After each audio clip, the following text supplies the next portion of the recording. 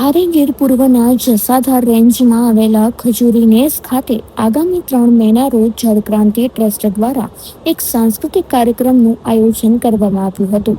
ગીર ગાય અને પશુપાલકોના હિતમાં યોજાનારા આ કાર્યક્રમની આમંત્રણ પત્રિકા સોશિયલ મીડિયામાં વાયરલ થતા જ વન વિભાગ હરકતમાં આવ્યું છે.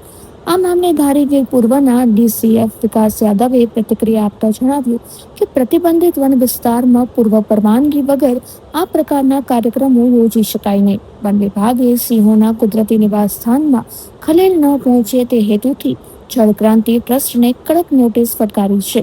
પરિણામે ટ્રસ્ટ દ્વારા હાલ આ કાર્યક્રમ મોકૂફ રાખવાની જાહેરાત કરવામાં આવી છે.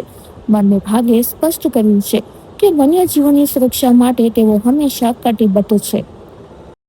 જેમાં બધાને ખબર છે કે ગઈકાલે આપણે સોશિયલ મીડિયા અને ઘણા બધા વોટ્સએપ ગ્રુપ ઉપર એક આમંત્રણ પત્રિકા વાયરલ થઈ હતી.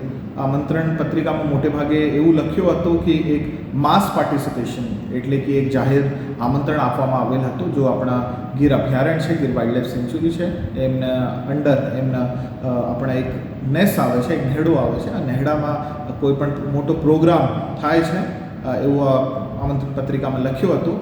ગીરપુર વન વિભાગને જ્યારે આ વસ્તુની ખબર પડી અને તાત્કાલિક એમના ઉપર પગલાં લેવામાં આવ્યા હતા. જો માણસ અને જો ઓર્ગેનાઇઝર એમના હતા એમના નોટિસ આપવામાં આવ્યા હતા અને એમનો જવાબ લેવામાં આવ્યો હતો.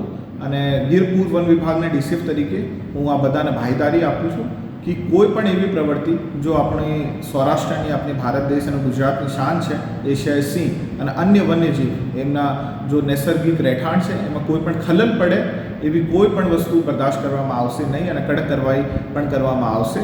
અને એમના માટે ગીરપુર વન વિભાગ પ્રતિબદ્ધ છે.